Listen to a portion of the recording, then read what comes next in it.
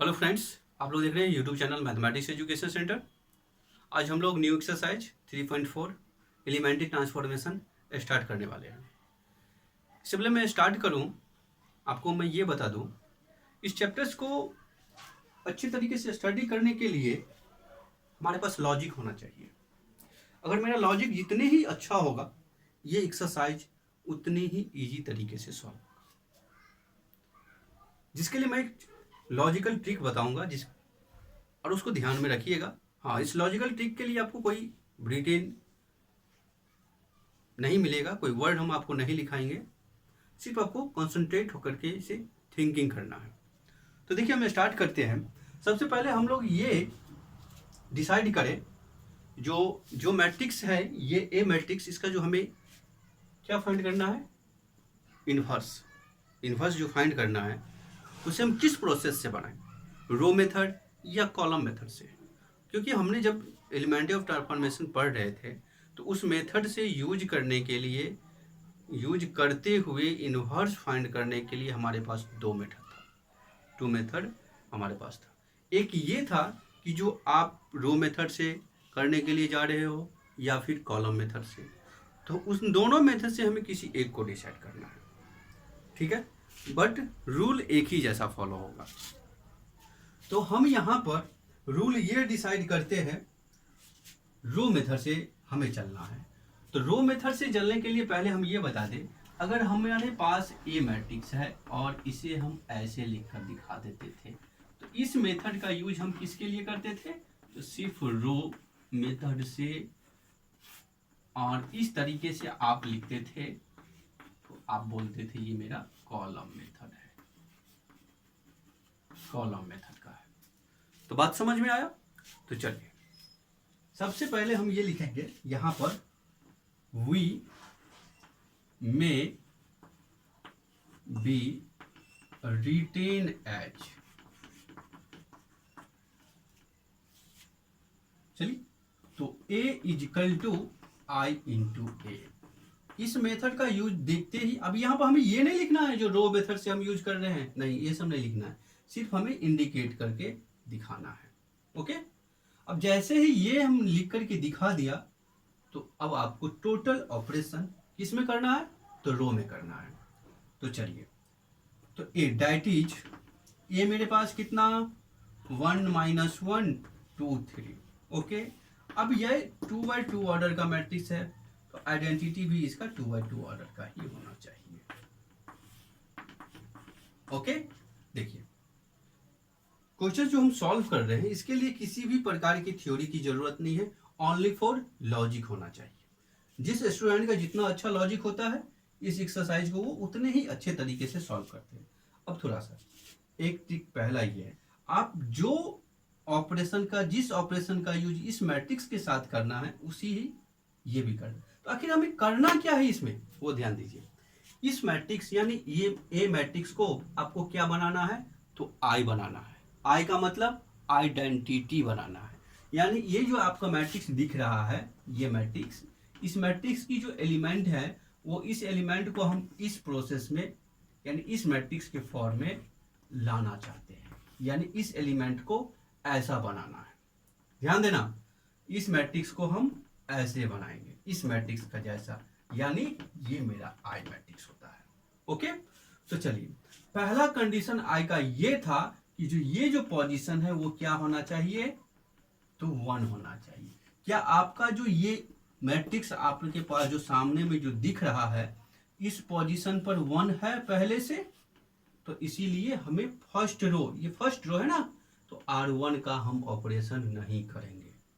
तो अगर यहां पर 1 के जगह पर कोई दूसरा एलिमेंट होता, तब हम R1 का ऑपरेशन करते। ध्यान रखिएगा, एक एक वर्ड बहुत ज्यादा इंपॉर्टेंट है। फिर उसके बाद हम इस एलिमेंट के पास नहीं चलेंगे, जीरो नहीं कंप्लीट करेंगे, यानी इस एलिमेंट करने देखने के बाद हम यहां पर नहीं आएंगे, नहीं तो प्रोसेस मेरा एंड मैट्रिक्स जो हम आइडेंटिटी बना रहे हैं वो गलत हो जाएगा, नहीं बनेगा। अब क्या करना है, जो सेकंड रो के एलिमेंट को देखिए, फर्स्ट रो में कंप्लीट है तो कंप्लीट है, एक एक एलिमेंट के बारे में थिंकिंग करना है। एक ही बार सारे मैट्रिक्स के बारे में सोचोगे तो नहीं होगा। एक एलिमेंट यानी मेरा यहाँ पर कंप्लीट था, तो सेकंड रो दूसरा, यहाँ पर क्या होना चाहिए, तो 0। आपको अच्छे से पता है ये 0 कब होगा, जब कोई नंबर में से उतना ही नंबर को माइनस किया जाए, यानी 2 में से 2 करिएगा तो 0 होगा, 10 में से 10 कीजिएगा तो 0 होगा। अब 10 को 1 से मल्टीप्लाई करिएगा या 10 को 10 से डिवाइड कीजिएगा तो 1 होगा। अब 0 से मल्टीप्लाई कीजिएगा तो 0 होगा। लेकिन पूरे एलिमेंट्री ऑपरेशन में, एलिमेंट्री ट्रांसफॉर्मेशन में, मैट्रिक्स ऑपरेशन में कभी भी 0 से मल्टीप्लाइड आपको नहीं करना है, यानी 0 से मल्टीप्लाइड करने की बातें भी ख्याल में नहीं आना चाहिए। ये बहुत ही सेंसिटिव एक्सरसाइज है, इससे सावधान रहिएगा। इसे मैट्रिक्स डिटर्मिनेंट की मेथड से भी सॉल्व किए जाते हैं, लेकिन हमें नहीं करना है। तो करना क्या है वो देखिए। तो ये R2 है तो हम R2 का ऐसे लिख दिए तो ये समझ में आ गया जब हम यहाँ पर R2 का ऑपरेशन करने वाले हैं। अब R2 में से देखिए, R2 में से R1 को घटा रहे हैं, तो अब ये बताइए R2 में से R1 को आप घटा रहे हैं तो क्या लगता है इस एलिमेंट को इसमें से घटा लेने से ये 0 हो जाएगा? नहीं होगा ना, क्योंकि 2 में से 1 ही घटेगा तो कितना होगा, 1 बचेगा। आपको करना क्या है, तो 0 लाना। तो क्या करो, एक कांस्टेंट लेके आ जाओ जो कितना है 2, यानी कोफिशिएंट डाल दिए इसको, यानी R1 को आप 2 से मल्टीप्लाई करते हो, फिर इसके बाद R2 में से घटाते हो। अब यहां पर देखो, अब यहां पर आप ये देखो, जो आपने यहां पर R1 का तो ऑपरेशन नहीं किया, यानी R1 का जितना भी एलिमेंट है वो वैसे ही रह जाएगा। ठीक है।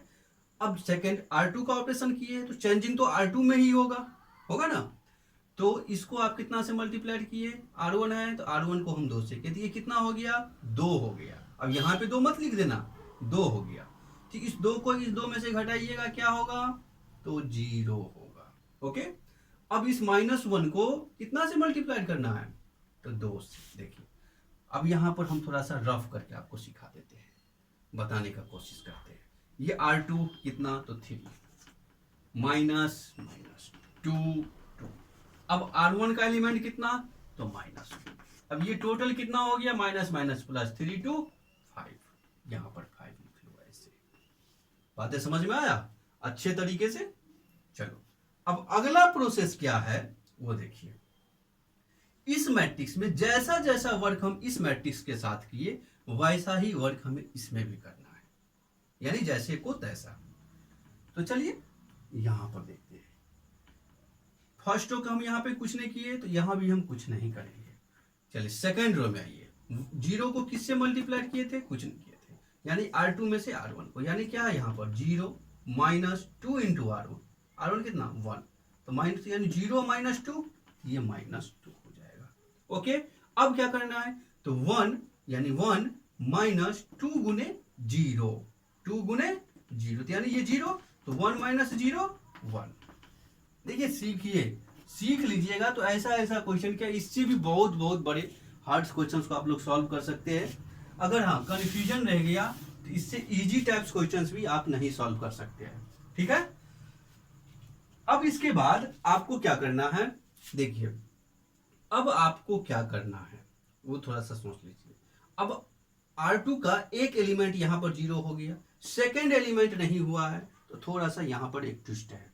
क्या है, इस एलिमेंट को अगर हम 1 बना दें, इस 5 को अगर हम ये 1 बना दें, मेरा तो ये तो कंप्लीट तो हो जाएगा, और साथ ही साथ अगला स्टेप ये भी हो जाएगा। अगर इन दोनों रो को आपस में जोड़ देते तो +1 और -1 0 हो जाता। तो क्या करेंगे, आगे देखिए। ये R2 का ऑपरेशन है, तो R2 इसको कितना 1 बनाना है, तो 1 बनाने के लिए हमें क्या करना होगा, ऐसे किए। ठीक है।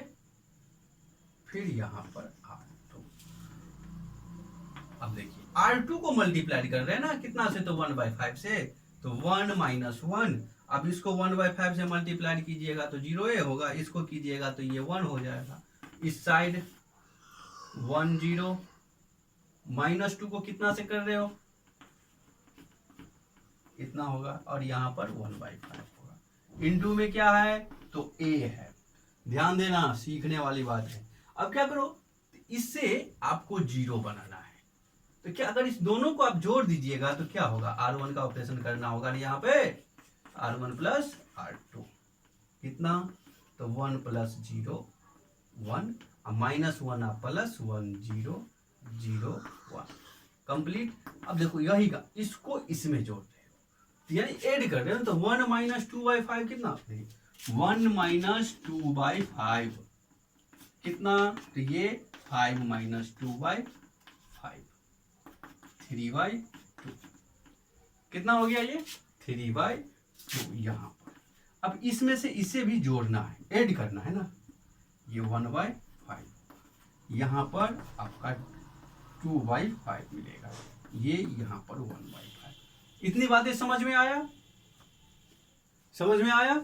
तो चलिए हम आगे चलते हैं, वो क्या करना है वो देखिए, सिर्फ थिंकिंग करना है और समझना है। ये आपका आई हो गया, इधर आपका क्या है तो ए। अब अगला क्या करना, बहुत सारे स्टूडेंट्स यहीं पर आकर के गलती कर जाते हैं, स्टेप मार्किंग में उनका नंबर यहीं कटता है। ये आपका आई हो गया ना, आई लिखिए, आगे क्या है आपका 3/2 1/5 माइनस 2/5 1/5 इंटू ए। ओके, चलिए आपका ये आई होगी। आपको क्या फाइंड करना है, तो इनवर्स फाइंड करना है, यानी हमको ये फाइंड करना है। ओके, अब क्या कीजिए, मल्टीप्लाइड बोथ साइड आप किससे कर दें, तो ए इनवर्स से, ए इनवर्स से दोनों तरफ आप मल्टीप्लाइड कर दें। हम कर दिए, तो ए इंटू ए इनवर्स। आप ये बताइए, आपने पढ़े एलिमेंट्री ट्रांसफॉर्मेशन में, अगर आपका मैट्रिक्स इस फॉर्म में आ जाए तो आप इसे क्या कहते हो, तो आई। और साथ ही हम ये भी पढ़े थे, जो किसी भी आई को किसी भी के साथ मल्टीप्लाइड करेंगे तो वो हमें उसी फॉर्म में मिलेगा। ठीक है, क्योंकि आइडेंटिटी का मतलब 1 होता है। तो ये आपका ए इनवर्स, ये आपका क्या मिला, तो जैसा है उसी प्रकार से मिलेगा, किसी भी प्रकार का कोई चेंजिंग नहीं। और ये क्या दे रहा है, तो आई दे रहा है, आई का मतलब 1। तो आपके पास फाइनल आंसर कितना मिल गया। एक क्वेश्चंस के ऊपर पूरी ईमानदारी के साथ मेहनत करो, फिर उसके बाद पूरे को एक्सरसाइज को चुटकी बजाकर खत्म करो। ठीक है, इसे नोट कीजिए, आगे हम सॉल्व करते हैं।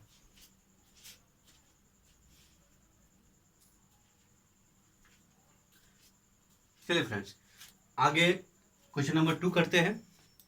उसी प्रोसेस को ध्यान में रखकर हम सॉल्व करेंगे, किसी भी प्रकार की परेशानी नहीं होना चाहिए, सिर्फ लॉजिक को ध्यान रखिएगा। क्या लिखते हैं पहले लाइन, वी में be written H, row method से बनाएंगे तो हमें ऐसे लिखना है, that is 2 1 1 1, आइडेंटिटी मैट्रिक्स 1 0 0। हमें करना क्या होता है, इस मैट्रिक्स को क्या बनाना है, ये कुछ भी करेंगे किसी भी तरीके से ईमानदारी से हमें क्या दिखाना होगा, इस मैट्रिक्स को ये बनाना, आई बनाना होगा, आइडेंटिटी। अब कोई भी प्रोसेस का यूज कर सकते हो, मल्टीप्लाइड कर सकते हैं, डिवाइड कर सकते हैं, एडिशन फॉर्म में जा सकते हैं, बट 0 से मल्टीप्लाइड नहीं करना है, सिर्फ एक 1 शब्द ध्यान रखिएगा। ठीक है, या तो फिर इंटरचेंज कर सकते हो, फर्स्ट रो को फर्स्ट सेकंड में कन्वर्ट सकते हो पहले रो के पोजीशन पर। जैसे उसी मेथड का हम यूज करके दिखा देते हैं। जैसा कि आप लोग जान रहे हैं, ये आपका R1 है और ये R2 है। अगर हम R2 को के सभी मेंबर को R1 के पास लेके चले जाए और R1 के सभी मेंबर को R2 के पास रख दे, तो ये जो 1 है, आई का पहला जो शर्त है आइडेंटिटी का, उसे क्या सेटिस्फाइड कर रहा है। ध्यान चलिए, तो वही काम करते हैं। तो R1 इंटरचेंजिंग R2, ये सिंबल होता है इंटरचेंजिंग का। ओके, लिख देते हैं 1 1 2 1। अब वही यही इंटरचेंज इस साइड भी होगा, तो ये 0 ऊपर 1 1 0। ध्यान रखिएगा, इसी छोटे छोटे पॉइंट्स को आपको ध्यान रखना है। क्या कर रहे हैं, कैसे कर रहे हैं, क्यों करेंगे, ये सब ध्यान। छोटा सा बात है और हम बता देते हैं, इसमें ये इंटरचेंजिंग हम कहाँ पर यूज करेंगे। अब मन में आता होगा ना सर हम ये इंटरचेंजिंग कहाँ पर करेंगे, तो ध्यान रखिएगा इस एलिमेंट का जो पोजीशन है क्या इस वाले एलिमेंट से छोटा है या बड़ा है। ये बड़ा नंबर है ना, तो बड़े वाले को नीचे ले आइए, ऊपर ले दीजिए।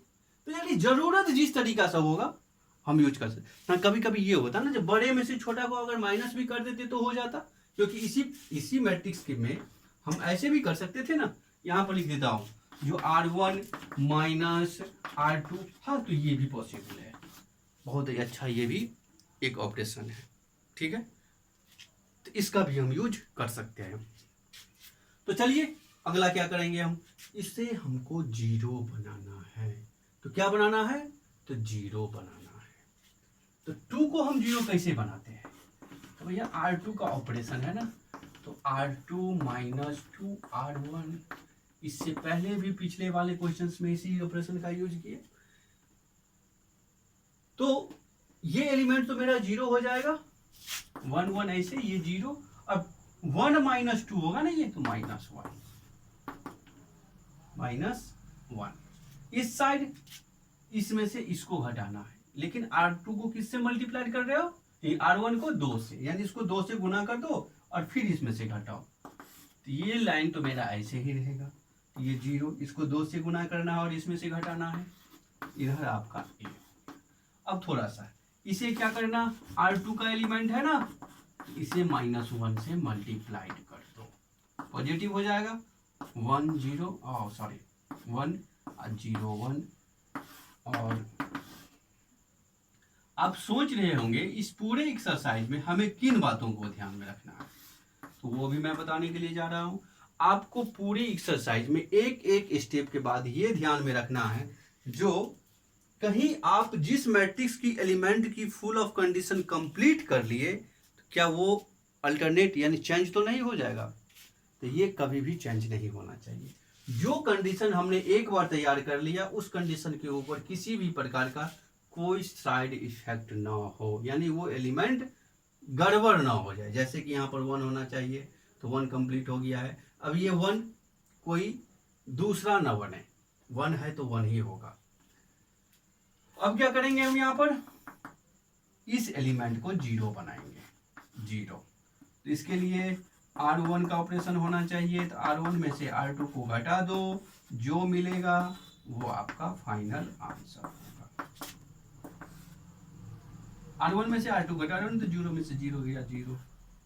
फिर यहाँ पर 2 -2 1 -2 -1 0 और 2। थोड़ा सा हम चेक करना चाहते हैं, ये ठीक है, ठीक है, सारा ठीक है, ये भी ठीक है, ठीक है सारा मेरा ओके। चलिए अब यहाँ पर ये मेरा I हो गया, ये मेरा I हो गया, I मैट्रिक्स हो गया ना। और इस साइड मेरा 0 1 -1 0 एंड 2। ये मल्टीप्लाइड किससे करना होता है हमको, तो A इनवर्स से कर लिए। क्या लिखकर दिखाना होता है हमें, I एंड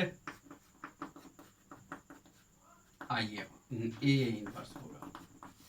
तो इधर आपका A इनवर्स और इधर आपका,